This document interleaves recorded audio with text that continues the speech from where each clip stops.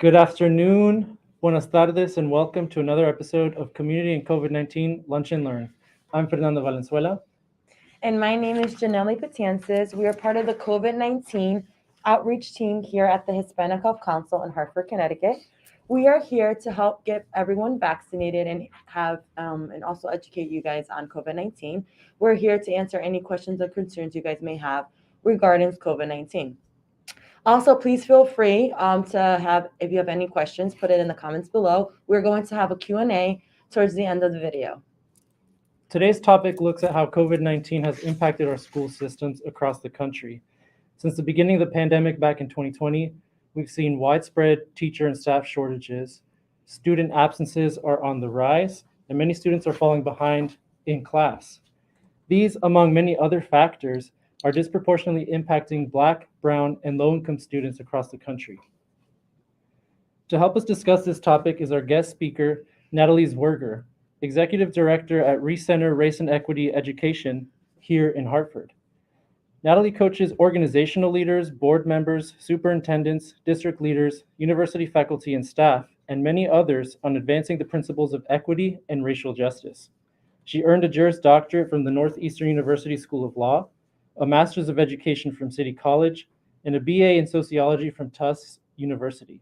Natalie, thank you so much for joining us today. Thank you so much for having me. Good to see both of you. You too. Natalie, would you like to tell us a little bit about what you do at Recenter? Absolutely. Thank you so much. So we are a nonprofit, Hartford-based. We're actually celebrating our 30th anniversary this year. And interesting origins, we were founded by Paul Newman. So when you walk into our office, you see pictures of Paul Newman on the salad dressing.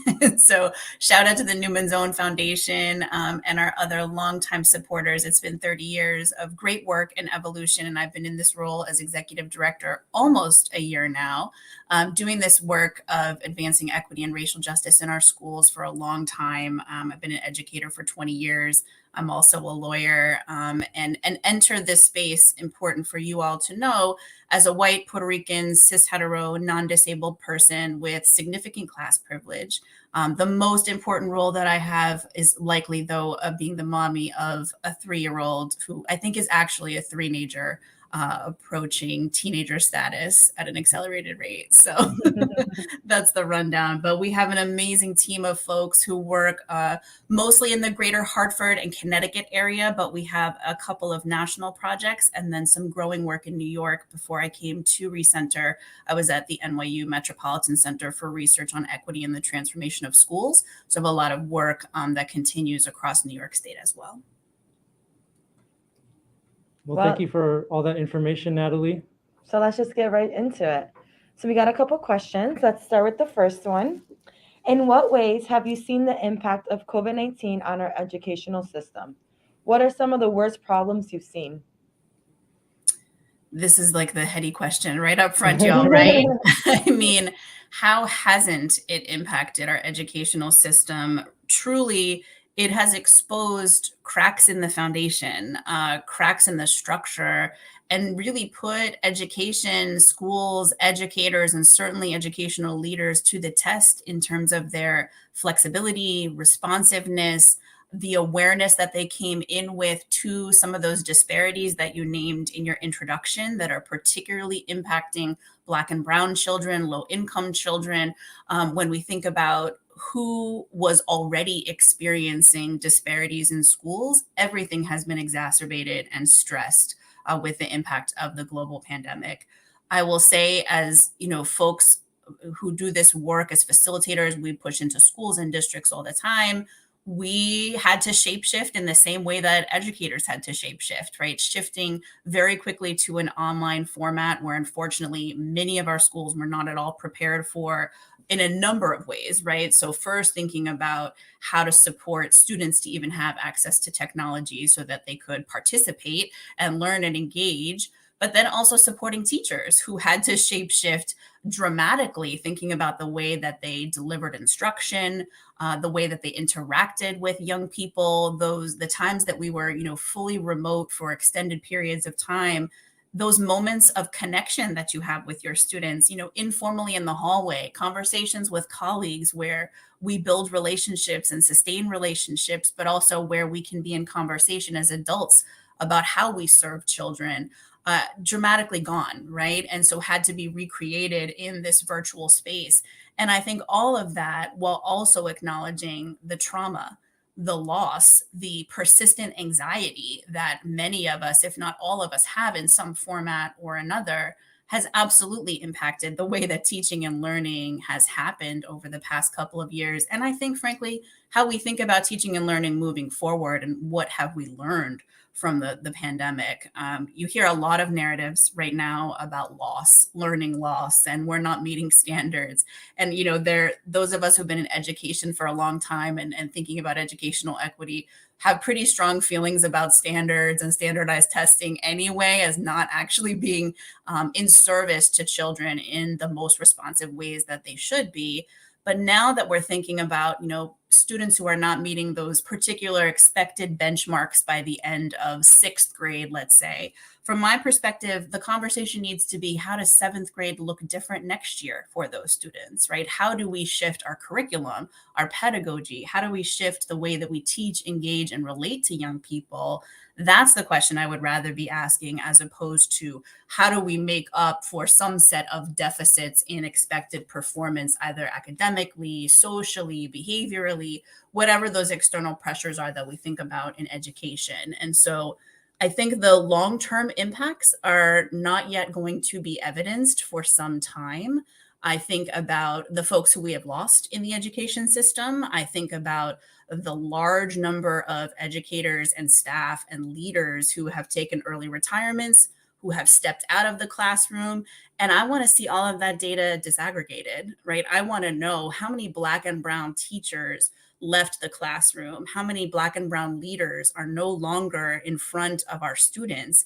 The numbers were already low, right? When we think about the number of white teachers across the country, dramatic majority. In some of our school districts here in Connecticut, absolutely, like, the exception is seeing one or two Black or brown faces throughout the day in a school. And so there's going to really need to be a deep conversation about not just representation, because I think that's a bit of a misnomer. I think about it in terms of historical exclusion, right? For a long time, we are talking about a very white field in education, serving a global majority of students who are Black and brown. And so what will it take for us to look differently at the ways that we are creating spaces where Black and brown educators want to come and work and lead and thrive? Those long-term impacts are going to have a real shape on the trajectory of how we think about the way our students learn, how we talk about culturally responsive education, the fact that our kids need to see both windows and mirrors in the folks who are serving them. And so I could go on and on, right? This question really almost subsumes all the other ones that we'll probably talk about, because the impacts continue to be surfaced, I think, day in and day out. Yeah, I know that was a very loaded question, but I think over the course of this webinar, we'll be able to unpack each of those parts a little more. Mm-hmm. So I know you mentioned a little bit before on this, but in the public school system, it's made up of a lot of parts. We have the school board, the administration, the teachers, the paraprofessionals, the students, the parents, and others. What are some specific ways that the pandemic has impacted each of these roles? Well, I'll start with young people, because they are clients, customers, consumers, right? Are the population to whom we are in service. Young people have not been getting the education to which they are entitled, right? I'll just say that frankly. Mm-hmm. And that means a number of different things. When a school and a district is stretched in ways where 60% of the staff is out one day because of COVID, there are no substitute teachers to access, right? These are real-time problems that have been occurring. Students are often put into classrooms where they're merged together. You've seen pictures, on Twitter of kids in an auditorium for a couple periods. Like, there isn't the same type of instructional opportunity in those spaces that there should be for young people. I also think very consciously and intentionally about the formal and informal opportunities where young people socialize, where they get to be in community with their peers, whether those are in the cafeteria or during student clubs, organizations, sports after school, those informal moments with some of their teachers, that all changed during COVID. And so thinking about those impacts where you have fewer opportunities to be relational, particularly if you're talking about very social children who need to develop skills, self-regulation, all the things we want to think that school offers, that has really changed the way that we relate to each other and the skill sets that we develop, how we resolve conflict, right? We think about schools that had pre-pandemic a more restorative approach as opposed to a punitive approach, thinking about student behavior and discipline. That served them very well because there's a lot of healing that has to happen for young people. The other folks that you mentioned, I'll think about sort of in two camps. So folks who have direct and daily contact serving young people, and then those who have indirect contact, but really make a lot of big decisions that do influence the trajectory of a young person's day. So we'll start there with the latter. So school boards, district administrators, who in many cases may not necessarily get to have, the privilege of FaceTime with young people every day, really making tough decisions on behalf of children over the past couple of years. And frankly, there's no way to please everyone in this particularly politically charged climate where the pandemic has also been conflated with a lot of tension with folks who are anti-critical race theory and thinking about the impacts of how we talk about race and equity in our schools or don't. That has made the job of being a district or school leader incredibly difficult. And I don't know that I'd categorize those jobs as very easy, even pre-pandemic. So the questions that invited leaders to consider both the science, but the practical impacts, that questioned the resources, particularly that large city school districts had to mobilize quickly. It's a very tough position to be in. And I think what I have witnessed with many of the schools and districts that we work with, those that were already very attuned and attentive to where disparities in access and opportunity existed, were able to more seamlessly be attentive to those same disparities when COVID came into the picture.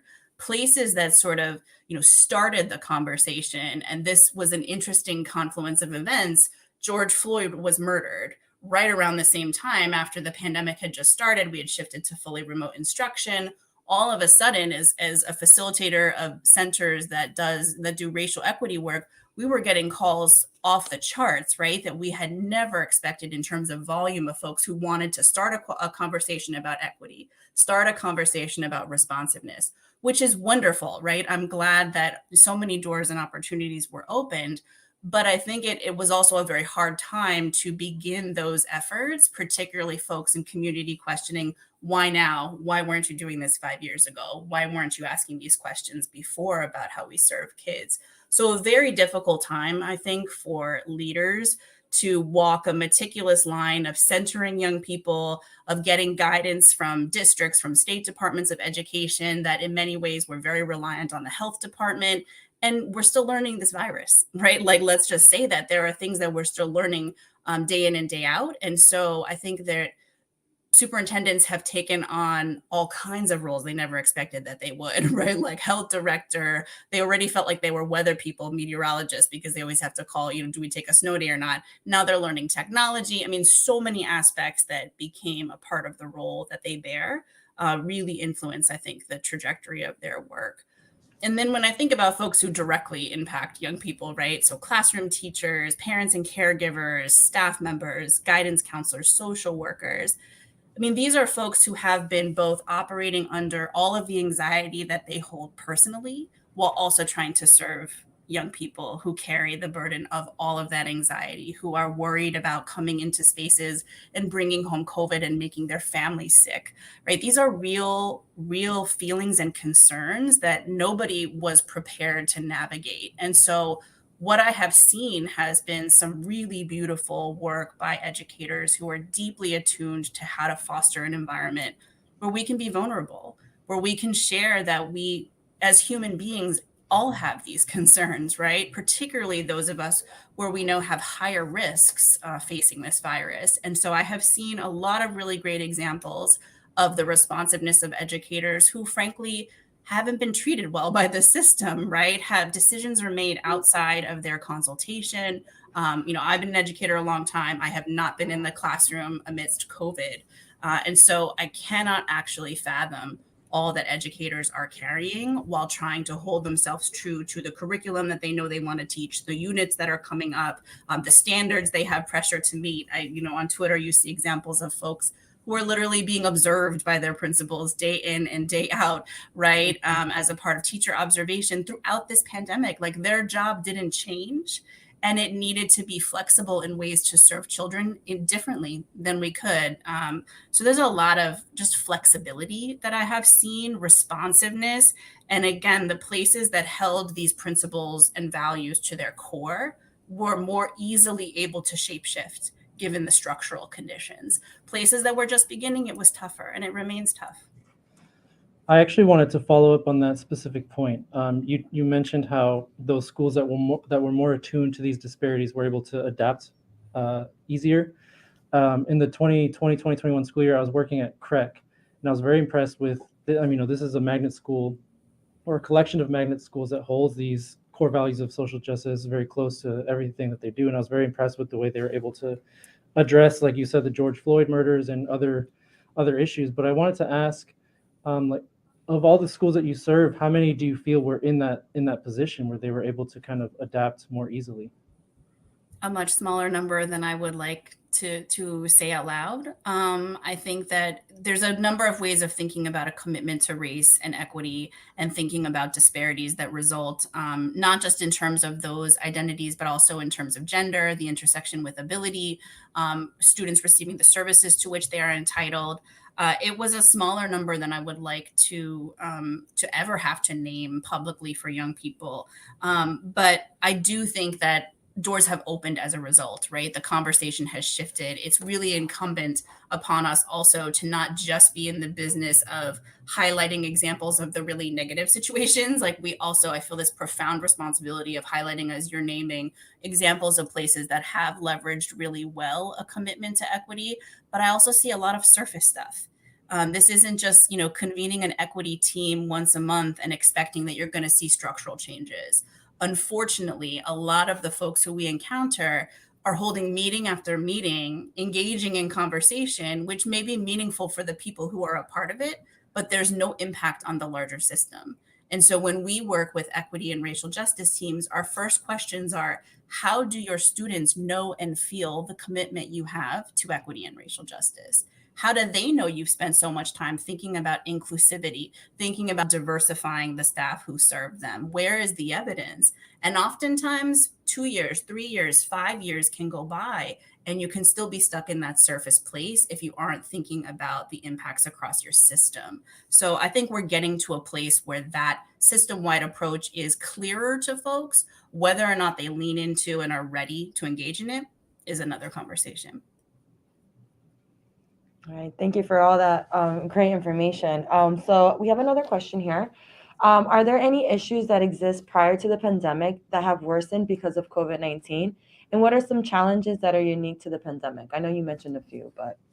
Yeah, I mean, the first one that's really coming up, we're thinking particularly about students with disabilities. We see tremendous racial disparities by gender, an intersectional set of disparities when we're talking about how we serve students with disabilities. And during the pandemic, certainly with the shift to online spaces, that in and of itself was not going to serve or engage all of the young people in our systems. And so a real question about the provision of services, about how we support young people, and also their parents and caregivers to have some, carryover of what we're trying to do in school. I think a lot of parents looked at their teachers very differently after the initial stages of the pandemic when kids were home and there was more of a entanglement of the home conversation and what was happening in school.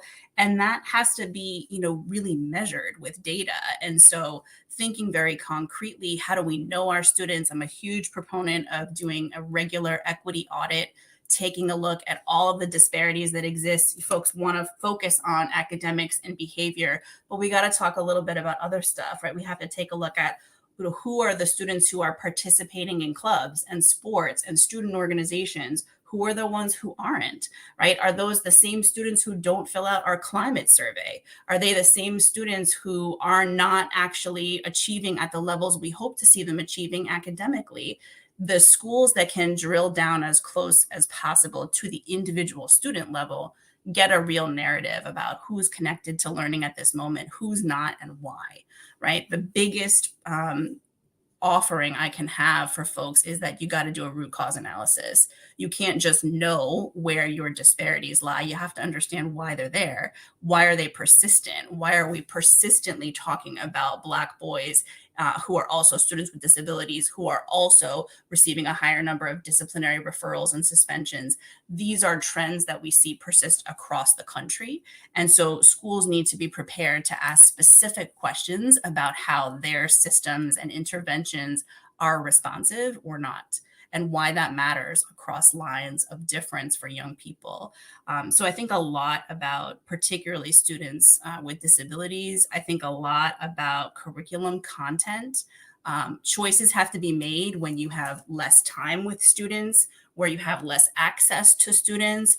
And so who's making those choices about what we teach, what we cut out, right? I think there's questions about curriculum being responsive overall. So when we think about the history of people who we are we teaching people's history from the point at which they were colonized, enslaved, or forced from their homeland? That offers you one perspective of a group of people. But if we give a more rich and robust history, then that gives a very different perspective to young people. Was that happening over the past couple of years, right? These are the kinds of tough questions we have to ask and answer, because choices were made to cut curriculum units down, given just the impacts of everything that was happening. And so I'm very curious as to who was making those choices, who was monitoring those choices, and where we made choices that were not in alignment with our values for being culturally responsive and making sure that students saw themselves reflected in the curriculum. How are we making really intentional changes now, right? So those are some of the things that come to mind right off the bat. So Natalie, I wanted to talk a little bit about how absences are impacting both student and staff generally. And then I wanted to hear your thoughts on more specific incidents that we're seeing in New Mexico, where they're calling on the National Guard to fill in as substitute teachers, and in Oklahoma, where they're bringing in police officers to fill in those roles as well. I think broadly, we don't even know how dramatic attendance impacts have been. And I think we need to be really critical thinkers when we talk about why attendance is the way that it is. We know from the data that we are seeing, right? Again, you could look up the COVID tracker that is tracking across the country the disparate impact of this virus, particularly on Black and Latinx folks. And so the question first is, how do we understand the impacts of those attendance issues? Where were there, the children of essential workers? Where were there issues where we had, multiple children who were just passing COVID back and forth to each other in a family, right? Like, we have to be a little more critical and a little more understanding about some of those attendance issues. And then I think, there's a real question. There's a lot of good research about just using attendance as a measure all the time. It's a very ableist way of thinking about students' engagement in school. There are students who have real health issues that will always impact their attendance. Do our attendance policies allow for an equitable and inclusive understanding of who those children are and why it is that they may be chronically absent, why that matters, right? Students who've experienced loss during this pandemic. Like, I think about the number of examples of children who were literally grieving the loss of people in their families. That's a different type of attendance issue that we need to think about. But if we're not looking at a 180-day school year, for me, the question again is, how do we maximize the time that we have with children? So if we have less time with them, then how are we making really thoughtful and intentional decisions about what we teach, and frankly, how we use our time together. I was an early childhood teacher. I'm very attuned to just the social aspect of school and the relational pieces of it. If that has also been lost and school becomes such a focus on just drilling down to the academics, are we really serving children? And I think that's really what I want us to be talking about. From a staff perspective, I mean, I can't name the number of conversations that I've had with superintendents who have said to me, I literally have third graders waiting at a bus stop right now, and they won't be able to come to school today because I don't have enough bus drivers. Right. So there are like so many structural impacts that are, loaded into this question. I think what we really need to be doing is future casting. So looking towards next year, hoping that schooling is looking a little bit more like we remember it. How are we going to offer space for healing? Offer space for acknowledgement of loss. When you think about the number of teachers who left the classroom, that's a loss for our students. You're talking about longtime educators who in some cases have taught in schools for decades, who become sort of staples in the community that they serve. Leaving the profession entirely is a loss for the young people and the families in that school. And so how are we thinking very differently about the composition of our staffs, about, the loss, particularly once we see those final numbers of Black and Brown educators? All of this is going to have to be on the table moving forward for conversation. And again, I don't know that we fully understand the impact quite yet. I think there's going to have to be ongoing, real critical attention paid, not just in individual school districts, but across states, in networks of districts, to come together with some real creative solutions for how to rethink schooling. And rethink the opportunities that we have for remote instruction should we have to pivot, right? Rethink the opportunities that we have for offering young people points of connection, even under really, really stressful and challenging times. Because ultimately, when kids look back at school, we know they're not going to remember, oh, well, this science teacher was really great at teaching me a particular lesson, on matter when I was in 7th grade. They're going to look back at the relational memories, the negative ones and the positive ones, right? And so how are we making sure that we keep a focus on centering youth and servicing them and providing them with what they are entitled to? And I think that's a different type of question than just how do we address chronic absenteeism, right? And then your thoughts on the police officers and National Guard filling those roles? Yeah, I mean, immediate reactions anytime we're talking about the intersection of officers, particularly officers in uniform that symbolize a whole host of structural things that fall differently across racial lines, my little antennas go up. Right. I think about what it means to walk into a school building and have to walk past a police car when you enter, or have to walk past a vehicle from the National Guard. There are real questions for me about that. And there are so many amazing young people, activists campaigning now specifically for the removal, not just of police officers, but school resource officers from schools, to really lean into more restorative approaches away from punitive approaches, which we know is a model that serves young people better.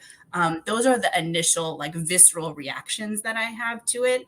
And then I have questions about who we're putting in front of children, right? It's not this idea that you can just insert anyone into the classroom is a real question. I'm really interested in how, when those things occur in a school, how are those folks supported to understand what were the goals for learning in that space, whether it was grade level, content area.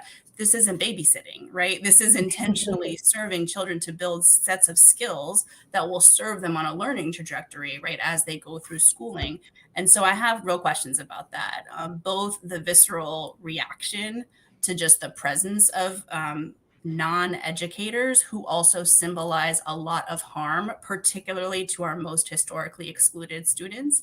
And then I have questions about how that's actually in service to children, right? As opposed to just inserting a placeholder where we need to think about staffing. I don't think that educators are dispensable in that way. I also know that it's an incredibly hard time to make decisions about schooling. I think there were moments where some schools and districts could have pivoted to remote learning and didn't, even for a short period of time, to make sure the health of the bodies of people who serve our babies was at the center. And that was a missed opportunity for me to be, for folks to be responsive.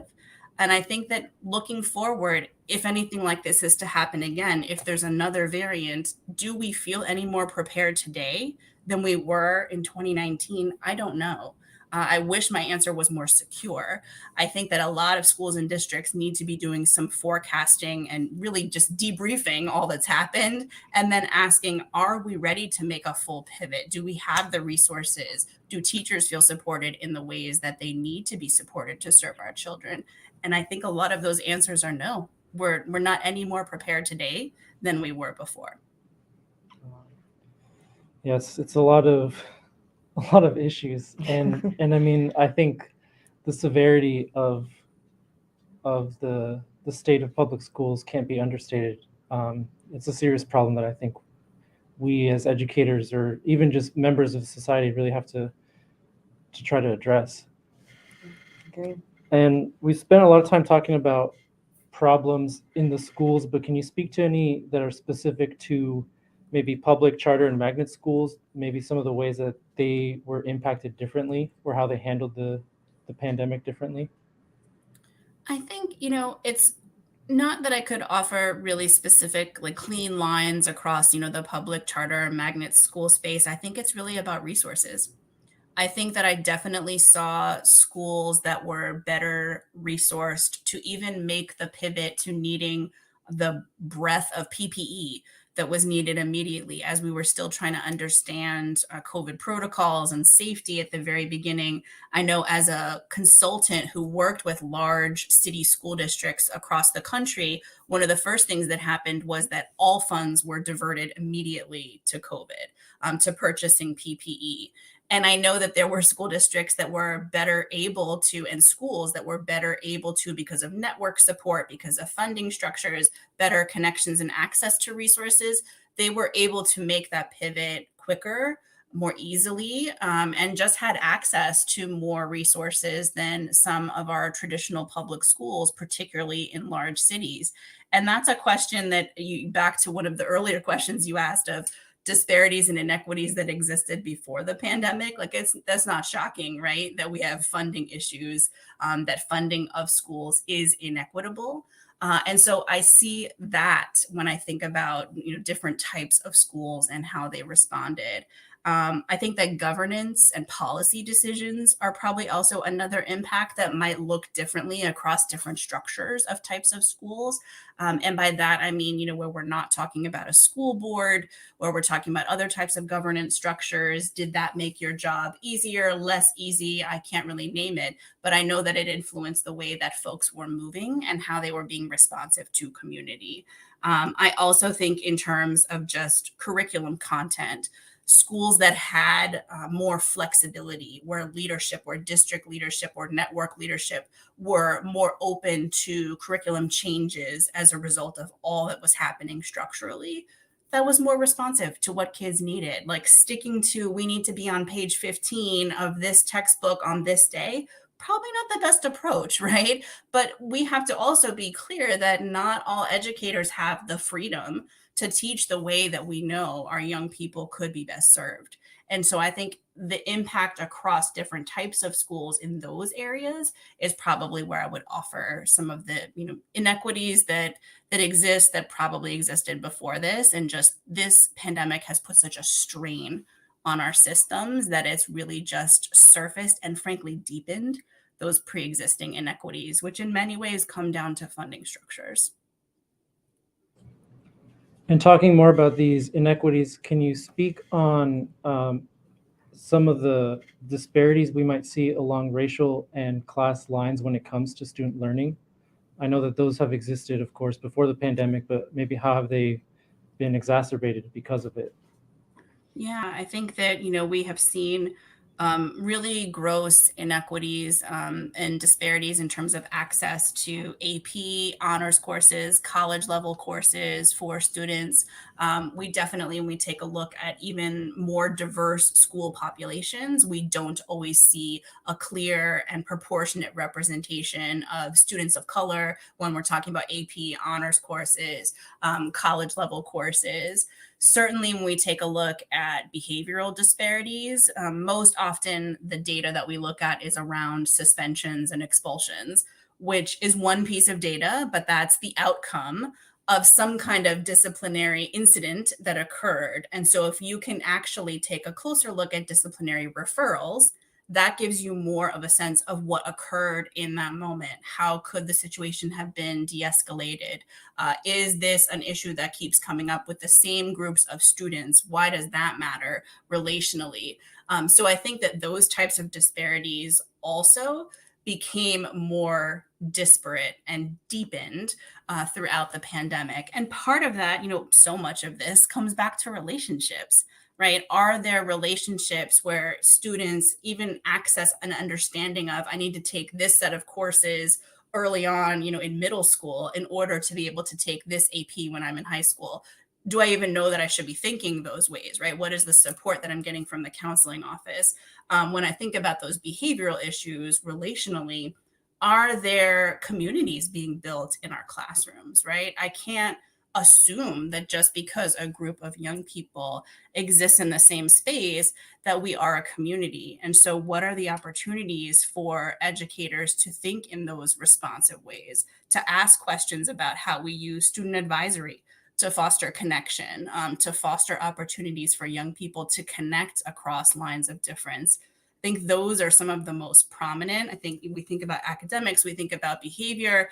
Again, we think about participation in extracurricular opportunities, opportunities outside of a traditional classroom space.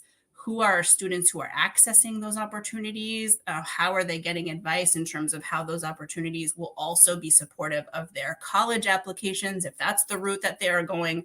I think those are the kinds of questions that we need to think about. And then finally, the disparities that we see in special education have persisted for some time as well. And so I think there are real questions.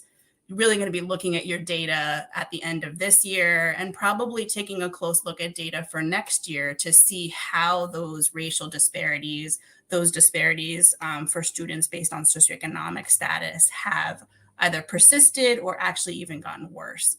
And we won't know, right? We'll have to take a look at that. The other piece to note is just data collection is another part of this pandemic that has also been super challenging. So oftentimes schools even have a hard time or don't have the capacity to do these sort of deep data dives that I'm talking about. So where they weren't attentive to those disparities or their data systems don't communicate well with each other, some of these are actually quite hidden. So really looking to next year, looking to the year after next year, how are we taking those deep dives and then having the real difficult conversations about the root causes of some of those persistent disparities that we see? Okay, Natalie. So I know we mentioned a lot of issues that's going on in schools, but also mental health has declined across the board in recent years, but it has a particularly insidious effect on students. Can you talk about some of the trends we are seeing with mental health in students? How is this related to or exacerbated by the pandemic? What are some differences in groups such as race, gender, and etc.? I think, and I answered this question as both an Yes. educator, but also as a mommy. The isolation has really, really had an impact on young people, and that plays out differently for students of different ages. I think our youngest students are going to need like increased opportunities to build social skills and understand what it means to be a friend and interacting with other little folks. I was a kindergarten teacher for years. The amount of time that we spent just really kind of building those relational skills is going to have to be amplified moving forward because you have young children who haven't had those opportunities in many cases. You see a lot of parents who have decided not to send their children to kindergarten. You see a lot of an increase in homeschooling and unschooling, parents who are choosing to remove their kids from the system entirely. And so those are real impacts that we're going to have to take a look at. When you start to think about adolescence, right, you really butt up against some really tough stuff. I mean, we're talking about a lot of depression, anxiety, both diagnosed and undiagnosed. So I think there's a question of perception and access to proper health care where I can actually say, here's how I'm feeling, and I need to talk to someone. There's a lot of stigma in communities about that. And so how can we combat those understandings that these mental health issues that we are seeing are persistent and across the board? And how can we best serve students who are disconnected? You see that disconnection in a number of ways, right? The isolation is one of it. You're going to see kids sort of withdrawing from some of the things they may have participated in prior to the pandemic. I think as classroom teachers, we talk a lot about student engagement. And student engagement looks a number of different ways in the classroom. There's sort of cognitive, intellectual engagement. I'm with you. I understand the concept that you're teaching me right now. There's just physical engagement. I'm being compliant. I'm quiet when you're talking. I'm listening. I'm asking questions, right? And then there's affective engagement, which is relational. Like, am I emotionally connected to the content of what I'm learning right now? We're going to have to really think differently about that. We can't just think about cognitive and behavioral engagement. We have to really focus on what it means to be relating to the content of what we're learning. And where kids are not connected, that's where we start to see either isolation or disciplinary issues come up, right?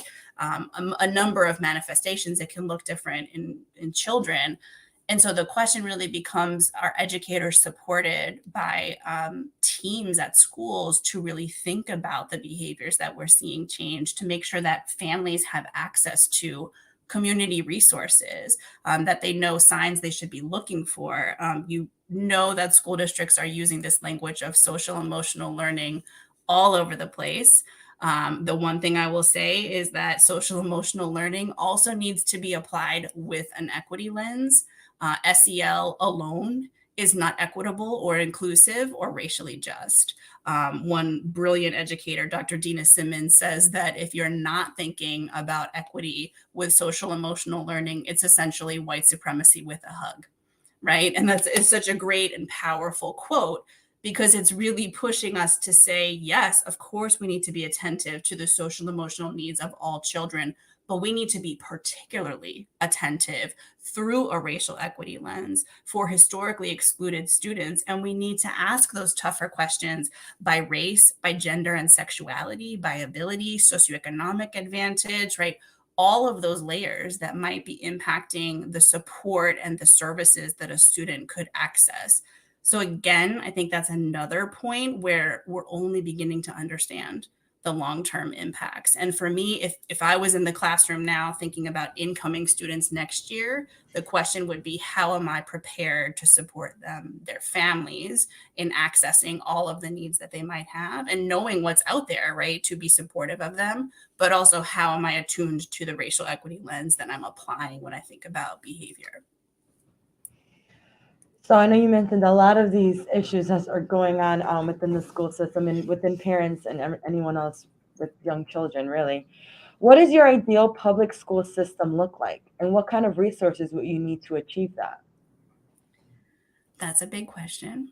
My ideal public school system, wow. My ideal public school system would look different than a lot of what we see currently, because it would look more like the babies that we serve, and it would tell more diverse history of those babies. And so I would imagine that it would be governed and led by Black and Brown folks in the majority to represent proportionality to the global majority of students that we see across the country. I know the research that all students, but also particularly white students, benefit greatly from diverse representation in both the educators who serve them, but also the leaders who are making decisions for them. The ideal system would be super attentive to race and ethnicity, where we know the greatest disparities lie, but also to gender and sexuality, would be actually providing and fostering welcoming and affirming environments for our LGBTQ students and staff, right? And thinking very concretely about offering a diverse spectrum of representation of gender and sexuality in the curriculum that we teach. This ideal system would free itself from a lot of the sort of traditional structures and notions about how we measure learning. Students would have much more power in designing their own learning, the trajectory of it, the content of it, taking ownership, taking the reins of what they learn and how they learn. And there are a number of ways we see that happening in pockets with project-based learning, right? With opportunities for self-directed education for young people, but it's often sort of a pocket of an experience that they have. It doesn't necessarily flavor, right, their entire experience in school. This school system would also move away from punitive models of discipline. I think when we think about how young people are best served to build those skill sets for conflict resolution, conflict we all encounter throughout our lives, to think about ways to be self-aware. Those are much better served through the Indigenous practice of restorative justice, which is really a community building technique. It is not just about discipline. And so how are we intentionally focused on storytelling, narrative, connection, making sure the parents and caregivers are also welcomed into and a part of the system would be really important to me. I think some of the most beautiful examples of responsive communities that I've seen have really developed in partnership with parents and caregivers. And so what are the ways that this school system would actually be a community, right? Where decisions that are made also involve the stakeholders who we serve. Oftentimes when we think about these committees that are brought together, be it equity committees or curriculum committees, they often just serve as advisories to leadership. In this ideal public school system, these committees would actually be decision makers, right? Players at the table. They would be a part of the gatekeeping of their own learning from the perspective of students. Students have profound power in shifting spaces where they are actually given the platform, right, to be at the table.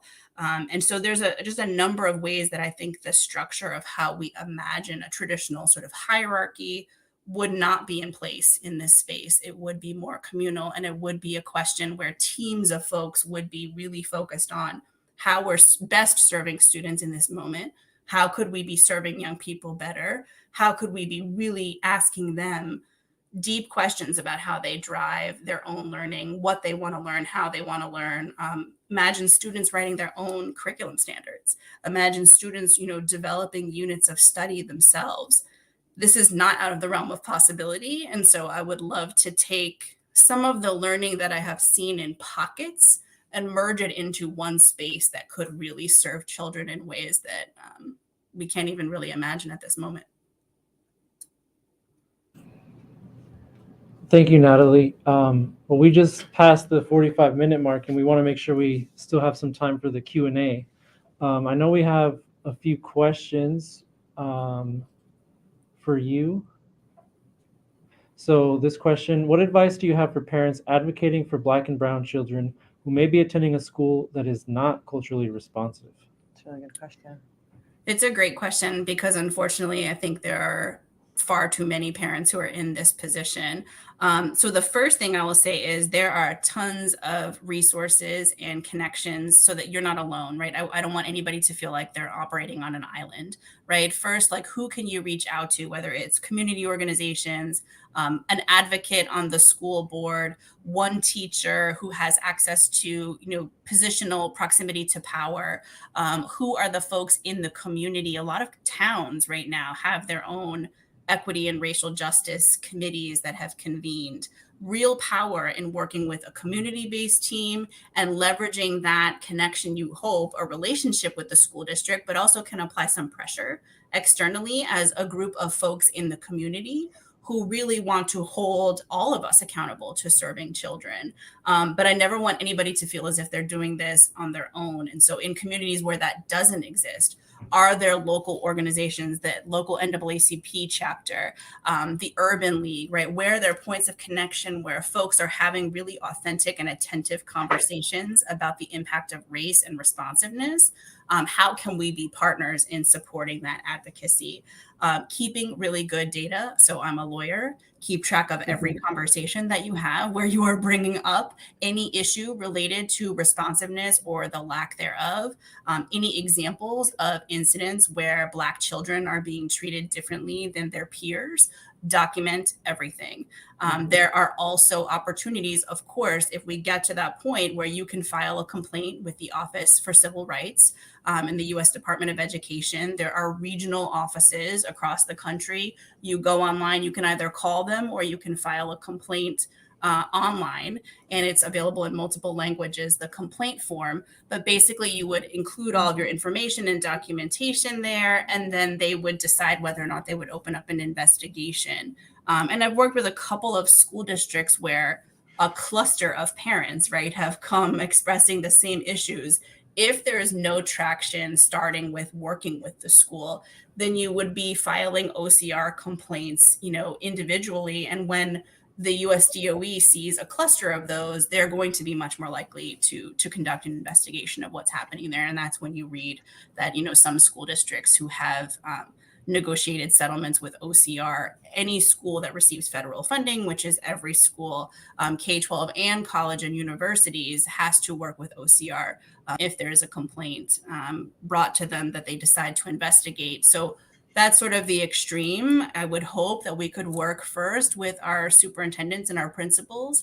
I think that this conversation about cultural responsiveness has become much more typical and expected. And so you see parents showing up at board meetings, right, and speaking on the record, publicly leveraging all the platforms that they can. You can sometimes submit a written statement that's read out loud to a Board of Ed meeting, or actually appear in person and speak into the microphone as a resident of the community.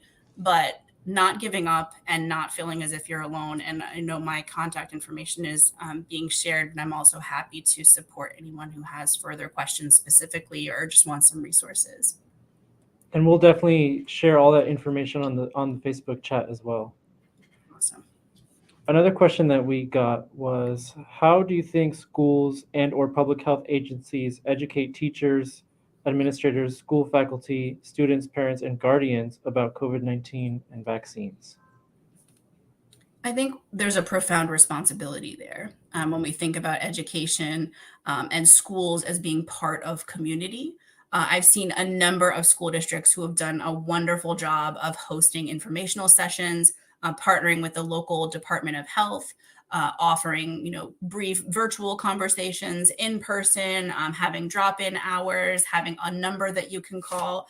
One group of folks we haven't talked about yet are school nurses, right, who have just really been carrying a huge burden in all of this work. And so what are the ways that we are partnering with community agencies, obviously thinking in terms of the hope would be you had these structures in place beforehand, but where you didn't, what are those points of connection with health agencies? And this is a place where I've also seen networks of school districts work really well together. So clustering together to bring in supports to host a conversation. But I truly believe there's a profound responsibility. I mean, we are sending our babies to institutions who are making decisions that we now see deeply impact their health, physical, mental, emotional, and spiritual. And so I think there's a profound responsibility and a number of really great ways that schools can also leverage this as more school to home connection, right? School to community connection, so that we are not, again, operating in silos or making decisions that really aren't, with the folks at the table who need to be at the table. So I think there are some actually really great examples of informational campaigns, but also partnership. And I think, honestly, the real-time conversations, the being, able to ask questions where there are concerns about things are the spaces that have the most profound impact. in building understanding about COVID, about vaccines and boosters and the importance thereof. So I have really seen the places where we're operating in community to serve our kids as the ones who get to the level that we should hope for. All right, so we reach to our final question. What are your thoughts on the governor lifting the mask mandate in schools and shifting the decision making around mask wearing to school districts? Yeah, and I, we often talk about, one of my colleagues on Yamu talks about the word stakeholder and what are the stakes that you hold. So the stakes that I hold are, I'm an educator and I'm also the daughter of a mom who lives with us. We're a multi-generational home and she has some preconditions. And I'm also the mommy of a 3-year-old who doesn't have access to the vaccine yet.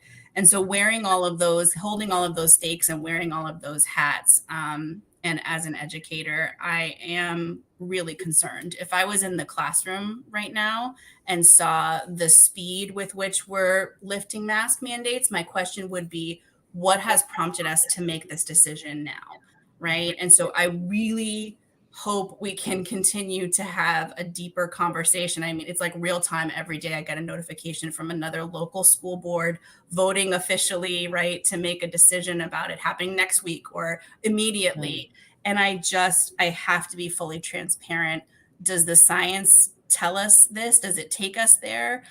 Is now the right moment? And if we know that there are low stake preventative measures like wearing a mask that are effective in preventing the spread, then it's hard for me to understand why we wouldn't keep those in place a little bit longer, in furtherance of, and accepting that everything is hard. There's no good decision, right? Like nobody enjoys wearing a mask, but it's the best of the worst decisions, right? And so I think from a personal perspective, it's hard for me to also think about this through the equity lens, right? Thinking about who has been most impacted and continues to be most impacted by the spread of COVID-19. We're talking right back to the racial disparities where we started the conversations.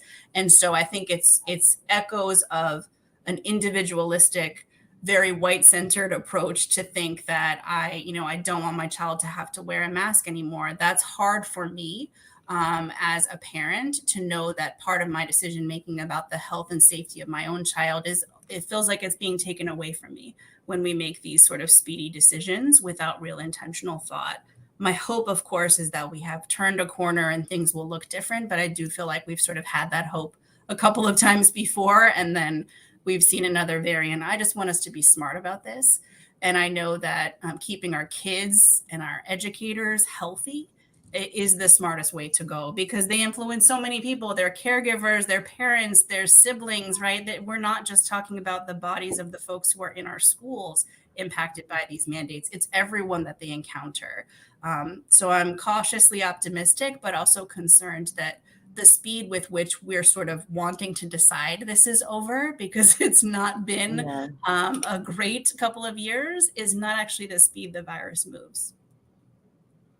Well, Natalie, before we sign off, are there any final thoughts that you'd like to leave us with?